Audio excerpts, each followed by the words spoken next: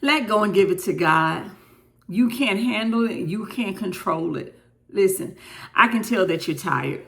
You aren't just physically tired. You are mentally and emotionally tired because you keep trying to figure everything out and it's not working. I felt led to share with you a Bible verse that should be familiar to many of you. And if it's not, I'm going to share and break it down a little bit that you understand it, because I feel like we go through life every day thinking that we have to control the outcome or the narrative of everything that happens in our life. And we have to do everything to get the outcomes that we want. But that's not what God says to us. You ever notice how the more you try to control everything in your life, the more overwhelmed, the more anxious, the more stressed that you feel? Like you're thinking about your next move, how you're going to make that business happen, how you're going to come up with the finances, your next decision, your future, your money, your situation, your children, your employment, all the things, right? Because our human tendency is that we want to be in control. But if we're honest with ourselves, we control nothing. God controls everything. Your brain won't shut off. It won't, because you're trying to control everything.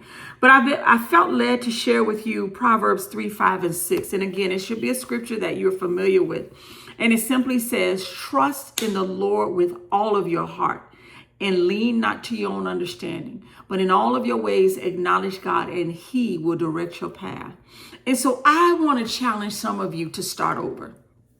Start over. Wherever you are right now, start over. Give it to God, because you can't control the outcome. You can pray about it. You can give it to him. He said in 1 Peter 5 and 7 to cast all of your cares upon him because he cares for you. But you got to trust somebody to do that. See, you're not going to give your employer the keys to your house unless you trust them, right? And so I beg to differ, and I beg to question you, I guess I would say. Do you truly, honestly trust God? Do you trust enough that he loves you? Do you trust enough that he cares for you? Do you trust enough that he has your best interests at heart? Because if you do, you would stand on his word. You would trust him and know that he is a shield. He is an ever-present help in time of trouble. He said he is not a man that he should lie, or the son of man that he should repent. He is faithful. He is faithful to us even when we are faithless to him. Listen, you're trying to control everything. You are trying to navigate and narrate everything, and you're calling it being responsible. But if you're honest with yourself, that doesn't bring you any kind of peace. It just brings you a lot of stress and unrest. You can't sleep at night because what happened is you've planned A, and you're thinking about all the things that can go wrong with plan A, and then you're trying to prepare for plan B. You've read the word. What did the word say? Jeremiah 29:11 says, God knows the plans that he has for you, plans to prosper you and to give you a hope and a future. So can you start over again? I don't care where you are. I don't care what age you are, 20, 30, 40, 50, 60. Can you start over again? And what do I mean by that? Start over surrendering it to God and saying, Lord, I trust you. I don't know how it's all going to work out, but I trust that, God, you have my best interests at heart. You said in your word that you will work all things together for my good. And listen, I've been there.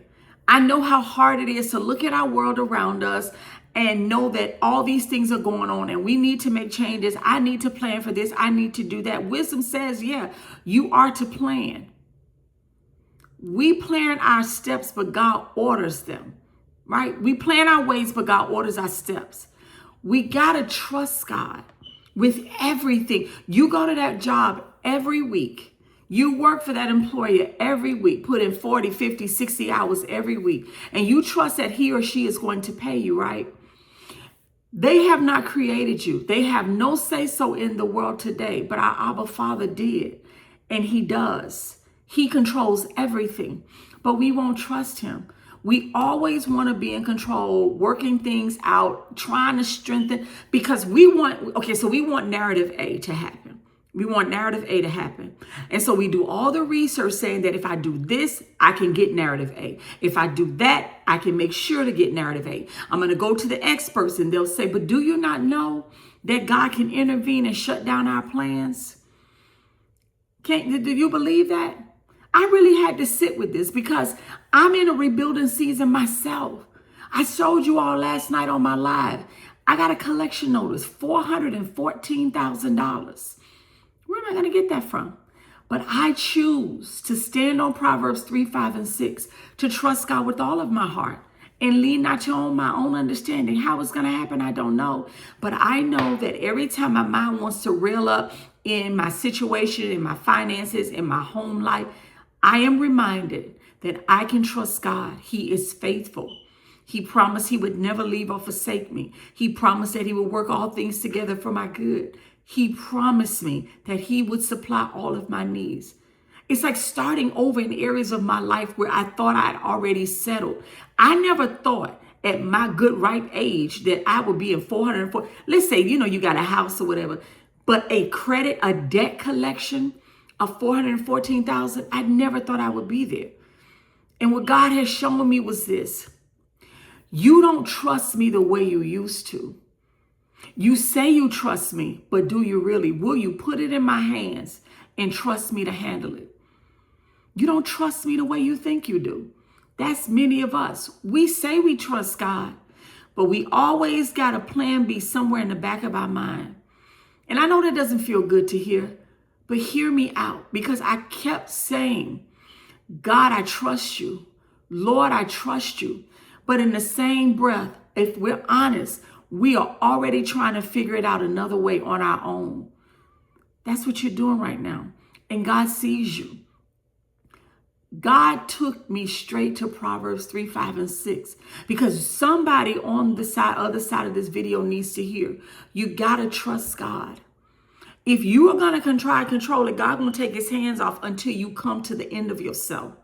Until you come to a place where there's nothing else you can do. God doesn't want us to get there, but he will. Trust in the Lord with all of your heart. And that's where it hit me, because I wasn't really trusting God. Like when I had my business and things was getting slow, I was praying, I was reading the word, and I'm saying I'm standing on it. I'm saying I'm trusting you, Lord. But reality was I still was kind of playing in a plan B. God didn't allow any of that to work out. And I'm here as a witness to you. If God is trying to do something in your life and he keeps bringing to your mind, trust him, and everything you keep trying is not working out, maybe you need to take that as a sign that God is telling you to trust him. Trust him. A lot of you, that's exactly where you are. You're saying you trust him, but you really aren't. You're not stuck in your situation because God is not moving. You're stuck because you won't trust God, and you're waiting till everything makes sense before you will relinquish control to him. So again, I say to you, start over. Cast your cares on him. Put it in the hands of God, because he loves you. He wants to take care of it. Now, there's a part you have to play. You got to walk in obedience. You got to honor God with your life. Some of that means you're going to crucify your flesh. You're going to take up your cross. You're going to carry your cross. And it may be hard because you're used to being in control, narrating the situation, making sure you get the outcome that you want. And God is like, that's not how it's going to work this time. Because your understanding is built on what you've been through and what you think you know. God has a million different ways to bring you out of your situation. Disappointments you face, things didn't work out the way you planned them to, people letting you down, money being funny. So now your mind is like, okay, let me protect myself, because I've trusted God and I thought he was going to come through this way and he hasn't. Let me figure out my next move on my own. If your next move only makes sense to you, that's not God's will. You're never going to move in what God has for you. I don't know who you are, but I just want to say to you again, read Proverbs 3, 5, and 6. You need that. You need that. Trusting God will feel uncomfortable. It feels like you are losing control because your natural tendency is that you want to be in control. It feels like, wait, I don't have all the answers right now. I need to figure this out. I won't look right if I don't navigate it and have it turn out the way I want. But what if it's not supposed to make sense to you? What if it simply means you have to trust without all the I's being dotted and all the T's being crossed? God said, in all your ways, acknowledge him and he will direct your path. That means before you make a decision, before you act, before you react, before you overthink it, before you try to come up with the plan B, bring it to God. Place it in his hands and let him handle it. Trust him to handle it. Don't be like the children of Israel, murmuring and complaining, wanting to go back to Egypt because God hasn't done it the way you thought he's going to do it. A lot of times we'll do that. We want to go back to what's familiar to us because we've been believing God and he's not moving the way we want. You stress yourself out. Cast your cares on God because he cares for you. Read Proverbs 3, 5, and 6. Listen, if you have time tonight, join me on my live. I'm going live on TikTok at 7 o'clock here at 7 p.m. Eastern Standard Time. I'm going live on TikTok. I'm not doing it here on YouTube. I'm going live on TikTok tonight at 7 p.m. I'm going to pin my TikTok hashtag so that you can locate me. Join me over there on TikTok tonight. I just want to share what God placed on my heart for you regarding your finances, your relationships, where you are in life, and how we don't really trust him. When we don't really acknowledge God in everything, things, they kind of shift in our lives and we stress ourselves out. But the moment we relinquish control and we trust him, we get peace in our lives. We'll get, so just stop controlling or attempting control situations, okay? Stop trying to figure it all out. God never asked you to figure it out. He simply said, trust him. Come to him. Like all the people in the word came to Jesus when they had struggles. Go to him. Take your concerns to him. He simply says, I will direct your path. I will lead and guide you. Not you, not your logic, not your overthinking. I'm not going to do it that way because I want you to learn how to have faith in me, God. So if you're in that season right now where things feel uncertain and you're trying to control the outcome and you're trying to figure it out and nothing is working, you're actually in a perfect position for God to show up powerfully in your life, but you got to give it to him. Trust God. Trust God really this time. Start over. Just say, Lord, I've been making a mess, but I'm going to choose to start over with you. I'm going to relinquish control to you and I'm going to trust you to handle it. Trust God with all things, not halfway, but with all things. Not when it's convenient for you, but in all things. Today, stop trying to figure it all out.